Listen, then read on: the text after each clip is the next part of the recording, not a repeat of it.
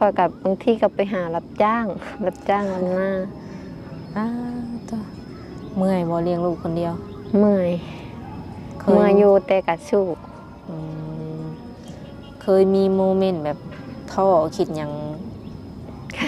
คิดน้อยอกน้อยใจอยู่บ่คิดอยู่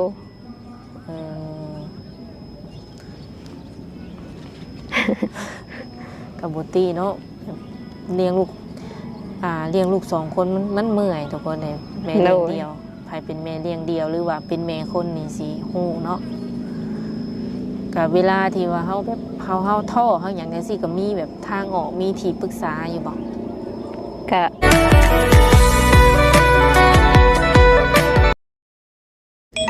โดยสบายดีสบายดีสาวโสดหน้าใหม่ โดยก่อนอื่นก็ขออนุญาตถามซื้อแนวใดสบายดีอันน้องซื้อหมวยอันสาวหมวยโดยอายุ28 ปีโสดมาได้อัน2 ปีปลายแล้วเป็นแม่ห้างลูก2โอ้มีลูก2 คนแล้วโดยผู้หญิงหมด2ขอยคิดว่าเป็นสาวโสดนี่นะบ่ลูกหญิงหรือลูกชายก็ผู้หญิงเบิด2เลยโดยโอ้ได้ลูก2แบบว่าขออนุญาตถามแบบเป็นอะไรคือได้เลิกลากันงานความบ่เข้าใจกันก็คือบ่ได้มีแบบมือที่2ที่3บ่มีต่างคนต่างเข้าใจกันเลยแยกย้ายบ่โดยต่างคนต่างแยกย้ายกันตอนนี้นี่เจ้าแบบว่าตัดขาดกับเพิ่นแล้ว 100% บ่โดย 100%โอ้หักลูกเต้านี่เพิ่นก็ยังมายืนมาแลอยู่บ่แบบมาดูแลจังซี่นะแต่ก่อนหลังจากอันเลิกลากันได้เดือน1 2 เดือนเนี่ยเพิ่นยังปอนอยู่แต่ช่วงหลังๆมาได้ 7-8 เดือนเพิ่นบ่เหลียวแลเลยก็คือตอนนี้แม่นเพิ่นบ่ได้มาแบบมาวนนำแล้วเนาะโดยเจ้าก็คือเลี้ยงลูกแบบเลี้ยงเดียวเลยนี่นะแม่นเลี้ยงเดียวเลยโดยนักอยู่ในน้องลูก2 คนเลยจักปีแต่ละคนเนี่ยได้จักปี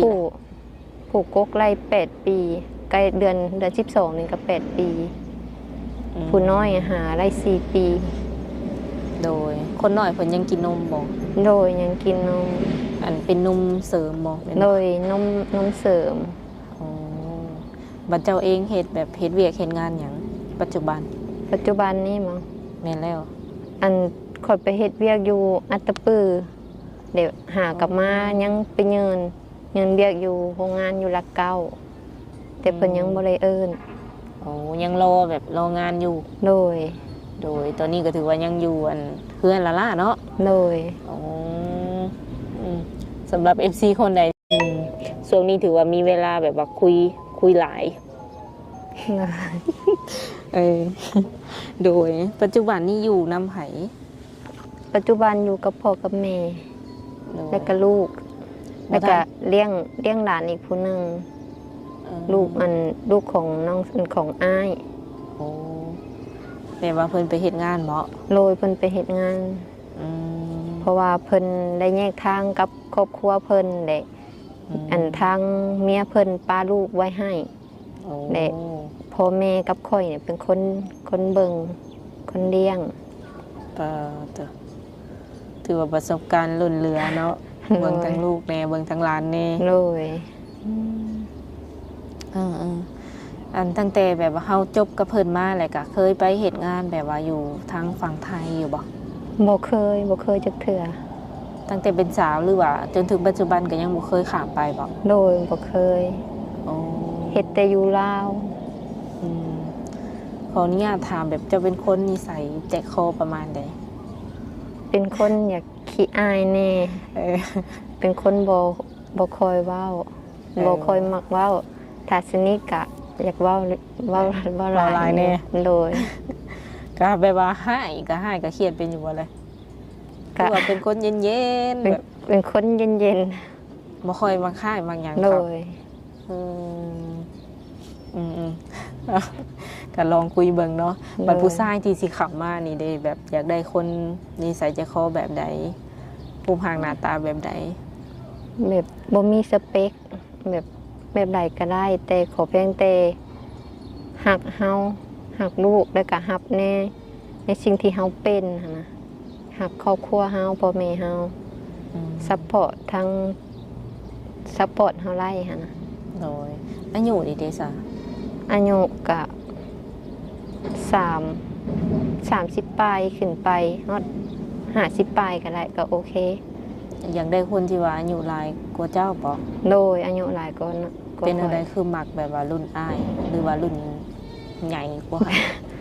แบบบ่มักรุ่นน้องแล้วก็บ่มักรุ่นเดียวกัน อืมมันความรู้สึกมันเป็นประมาณไหนแบบลองเว้าให้ FC ฟังได้บ่เวลาคุยกับแบบรุ่นเดียวกันจังซี่นะ รุ่นเดียวกันแบบบ่มักแบบอีสังแบบชวนหลายเว้าล้มกับเขาเลย อ่า จักว่า แบบชื่อว่าอะไรนิสัยอยากคือกันคันว่าน้อยก็น้อยคือกันประมาณนี้เนาะ โดย เอาเพิ่นอาจจะอยากเว้าอยู่แต่ว่าอาจจะเว้าบ่ออกนะทุกคนแล้วบัดนี้ก็อยากได้คนที่ว่าใหญ่เลยแบบว่าอยากให้เพิ่นเป็นผู้นำ โดยแม่น บ่ว่าสิอยู่ทางใดก็คุยได้บ่หรือว่าเจ้าจำกัด ทั้งไหนก็คุยได้ อ๋อลาวไทยหรือว่าอยู่ต่างประเทศแม่นมีสิทธิ์คือกันเนาะ โดย อืมสามารถแบบว่าอ่านออกเขียนได้บ่ โดย โดยเมื่อก่อนเรียนฮอดห้องใด ม.5 ได้อันทางครอบครัวบ่มีเงิน อืม บ่มีเงินส่งเรียนต่อก็เลยบ่ได้เรียนฮอดม.5 ก็เลยจำเป็นออกมาซอยพ่อแม่เฮ็ดเวียกแหน่เฮ็ดให้เฮ็ดนา แบบครับฐานะบ่ค่อยดีประมาณนี้อะเนาะ โดย พอได้อยู่ได้กินอยู่บ่เลยแบบ หรือว่าทุกอย่างเลย ก็พอได้อยู่ได้กิน อืม แต่ส่วนหลายก็น้องก็อยากมีภาระหลาย อืม เพราะว่าพ่อแม่ก็เฒ่าแล้ว อืม อ้ายก็โดนส่งมาเทื่อ อืมก็เลี้ยงลูก2เนาะ โด แล้ว ย ก็มีหลาน โดย พ่อกับแม่นี่เพิ่นเฒ่าบ่แม่นว่าเฒ่าอะนะแบบว่าอยากฮู้ว่าเพิ่นอายุประมาณจักปี พ่ออายุ60 อืม แม่ก็สิให้50ปลายแล้ว อืม พ่อก็บ่ค่อยสบายปานใดเพิ่นเป็นไข้หลัง มาไข้หลัง โดย เออพ่อกับแม่แบบว่าเพิ่นบ่ได้มีอาชีพติดโตมาบ่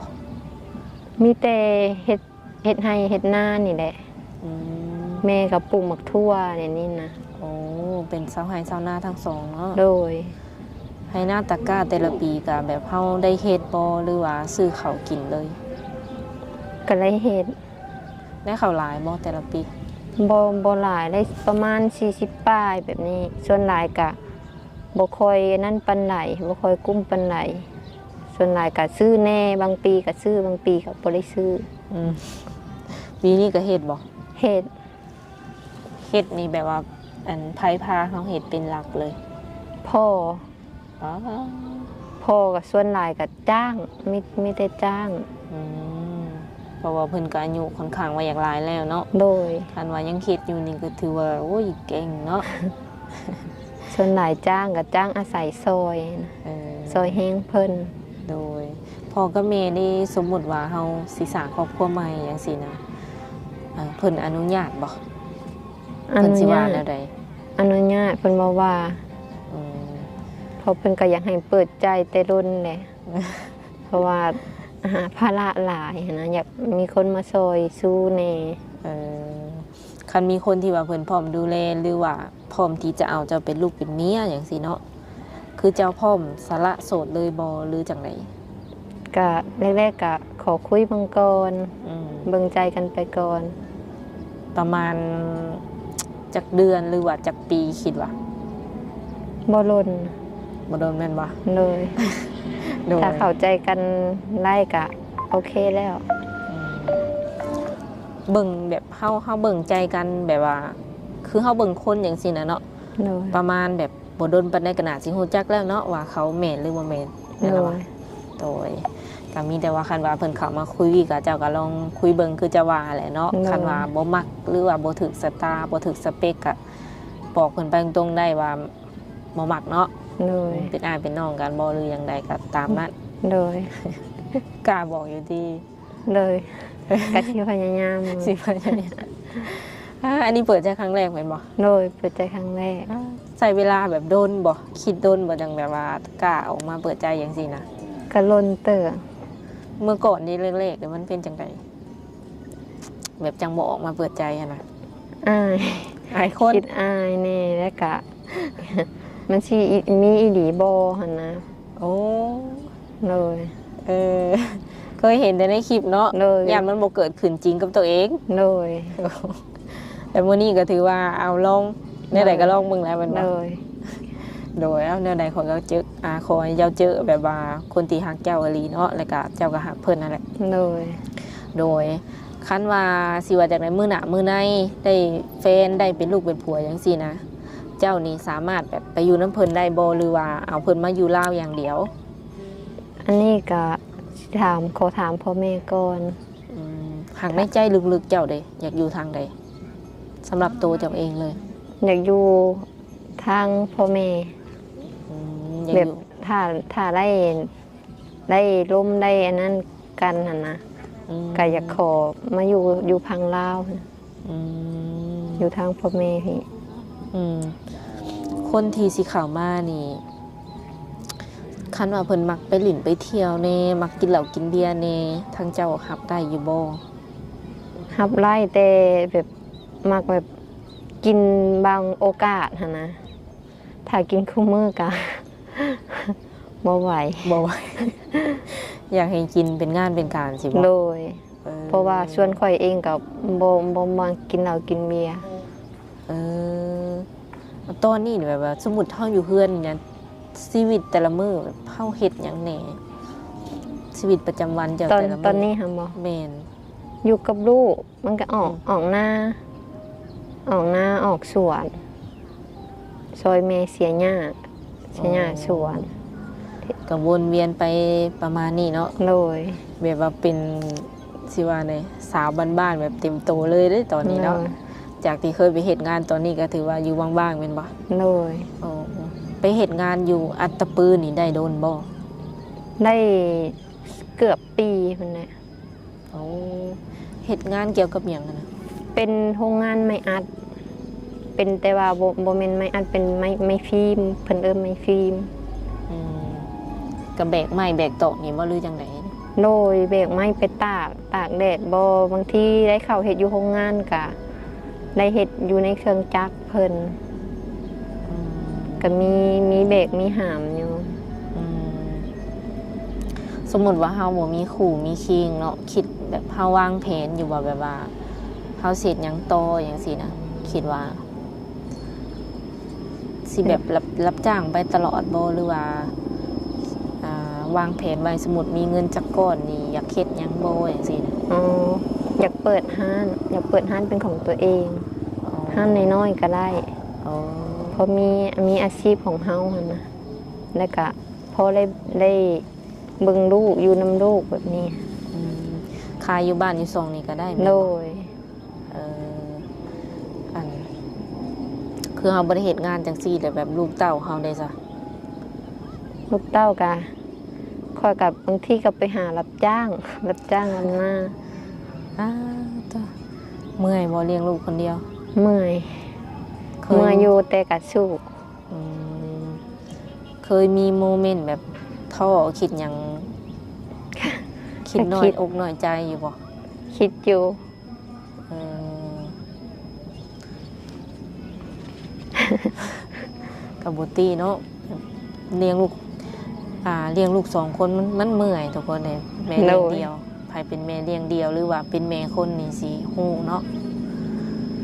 กับเวลาที่ว่าเฮาแบบเฮาท้อเฮาหยังจังซี่ก็มีแบบทางออกมีที่ปรึกษาอยู่บ่ ก็มีแม่ เนี่ยนะก็คือว่าเนี่ยเป็นกำลังแห่งใจให้เนาะสู้ต่อไป ขอให้เจ้าแบบว่าพบพอกับคนที่ว่าเพิ่นดีเพิ่นหักมักแก้วอีหลีอย่างไร โดย มันตามใจเนาะ โดยตามใจ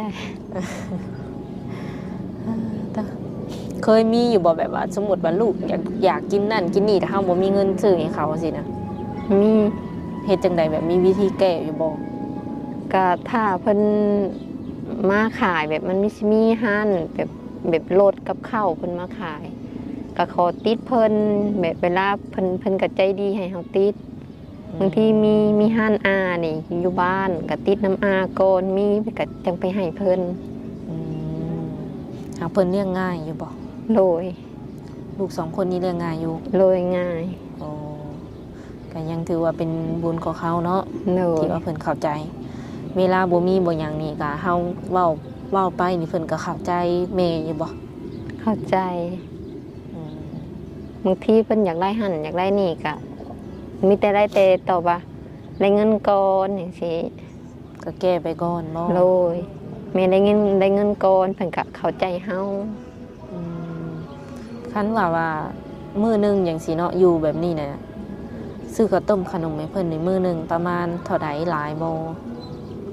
บางทีก็3คนเด้ อืม ถ้ารถกับข้าวมากกะกับคนในบ้านผู้ถ้าผู้เอ้ยได้2น้องก็ได้2ต้องได้เสมอกันหั่นนะ โอ้ เพิ่นอยากได้ต้องซ้ำกันไว้ก่อน เลยชื่อหยังก็อยาแบบคันได้ผู้หนึงก็ต้องได้ซ้ำกัน กับประคับประคองมานี่อันหยังก็2 ปีบ่เจ้าวะ เลย 2 ปีบ่ที่ว่า 2 ปี เป็นแม่เลี้ยงเดียวนะ เลย อ๋อก็คือเพิ่นบ่ได้วนเลยว่าเพิ่นอยากเอาไปเลี้ยงบ่จังซั่นจังซี่เนาะ บ่ สิทธิ์แม่นอยู่น้ำเจ้าเพิ่นเลย แม่น อืม น้ำค่อยเบิด โดยคันเจ้าจะสร้างครอบครัวใหม่นี่นะลูกเพิ่นสิบ่สิว่าแนวใดเพิ่นสิบ่คัดค้านบ่เพิ่นสิแนวใด เพิ่น เพิ่นสิบ่ให้แม่บ่สมมุติว่าแม่อยากแม่มีสามีใหม่จังซี่เนาะเพิ่นสิบ่ว่าแนวใดบ่ บ่เพราะว่าตอนที่มานี่ก็ถามเพิ่นเนี่ยเพิ่นก็โอเคเพิ่นก็ว่าแล้วแต่แม่ อืม เพิ่นบอกว่าแล้วแต่แม่ อืมระยะเวลาที่ผ่านมา2 ปีนี่นะมีคนเข้ามาจีบ หรือว่าเข้ามาแบบให้กำลังอกกำลังใจอยู่บ่แบบเป็นผู้บ่าวผู้แพว ส่วนหลายก็บ่ค่อยมี เพราะว่าค่อยบ่มักไปใส่นะ อืมก็คือแบบบ่ค่อยจะได้พ่อไผเลยแบบนี้เนาะ เลย คันเฮาบ่ไปลินไปเที่ยวแม่นบ่ แม่น